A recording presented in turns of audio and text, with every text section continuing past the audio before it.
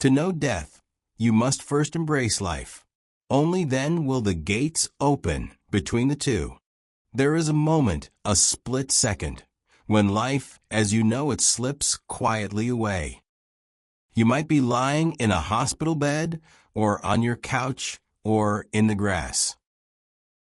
Perhaps you're surrounded by loved ones, or entirely alone. But no matter the circumstance, this moment comes. Your final breath. And with it, the physical world begins to fade. In the Tibetan Book of the Dead, this moment is known as the Chikai Bardo, the moment of death itself. It's said that in this state, you are no longer bound by your body, yet you are more lucid than ever before. People who've experienced near-death states often report a sense of clarity, an overwhelming sense of peace, and even joy. Pain, fear, and ego dissolve like fog in the sun. Many say they see a light, brilliant, warm, inviting. Others say they feel as if they're floating, watching their own body from above. They try to speak to the doctors, to their crying loved ones, but realize they're no longer heard. The soul detaches, not lost, just different. Immediately after death, according to the Tibetan teachings, there's a blinding light that appears. But this is no ordinary light. It is the light of your true nature, infinite awareness, the pure, unfiltered truth of existence. It's so overwhelming that many souls recoil from it. They're not ready. It's too honest. If you can remain conscious in that moment, you're offered liberation. That's the first gate, the ultimate one. Most miss it. Not because they're bad, but because they're still carrying the weight of their identity, their fears, their attachments. Imagine staring into a mirror that reflects every lifetime you've ever lived. All your memories, all your choices. The light is loving, but it shows everything. Some call it the clear light of reality, the true nature of your own mind. In the first week after death, the soul is often confused. You still feel you. Your thoughts, your memories, your emotions, they linger. You might try to interact with the living, not realizing they can't see you.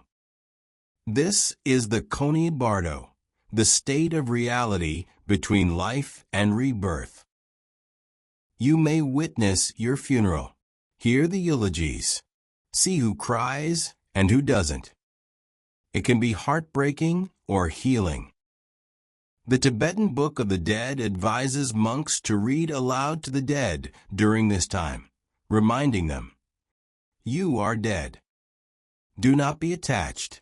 Do not fear." During these days, your karma begins to stir, not as punishment, but as a mirror. The good and the bad come to greet you, not as judges, but as projections of your own mind.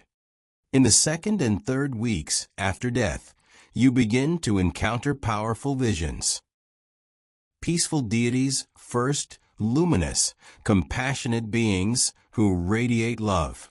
But then come the wrathful ones, terrifying, with fangs, fire, and thunder. These are not punishers. They are mirrors. Everything you see in the bardo is a reflection of your own mind. The love you gave, the hatred you held, the fears you suppressed, they take form. For the awakened, these beings are recognized as illusions, and liberation is near.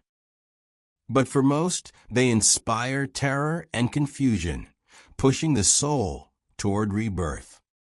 It's a kind of psychological judgment, not imposed, revealed. One of the most heart-wrenching teachings from the Tibetan Book of the Dead is the soul's longing to connect with loved ones. You might see your partner grieving, your child crying. You may try to hold them, speak to them, even scream, but there's no connection. However, sometimes a bridge opens. In dreams, in meditations, in moments of silence. If your loved ones are sensitive, they might feel your presence, like a soft breeze, a sudden thought, a whisper of warmth. Love, it turns out, is a bridge that transcends death. You are not alone, not ever. After several weeks, the soul begins to feel the pull of karma. It's not a punishment. It's gravity. The unfulfilled desires, attachments, and unresolved lessons guide the soul toward the next incarnation. In Tibetan cosmology, there are 6 realms of rebirth, from the heavenly to the hellish. Your consciousness is drawn to one depending on the vibrations of your mind. If you lived with compassion, wisdom, and service, higher realms await. If anger, greed, and ignorance dominated, lower realms beckon. But there's always choice. If awareness is present, even now, you can transcend the wheel entirely. Enlightenment isn't somewhere you go. It's a state you remember. On the 49th day, the soul's journey through the bardo ends. If liberation wasn't achieved, rebirth begins. The soul enters a new womb, a new life, carrying with it echoes of the past.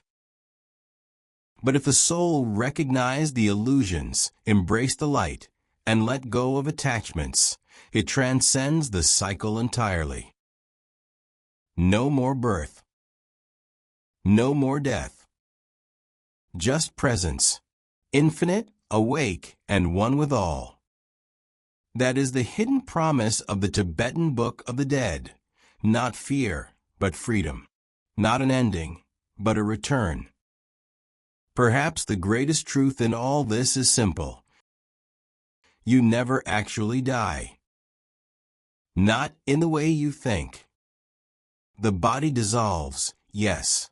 But what you are, the awareness, the witness, that continues. Death, according to these ancient teachings, is not a curse, but a mirror, a sacred pause, a time of profound awakening. The 49 days are not punishment. They are opportunity. Death is only the end for those who see with closed eyes. For the awakened, it is the beginning of all beginnings.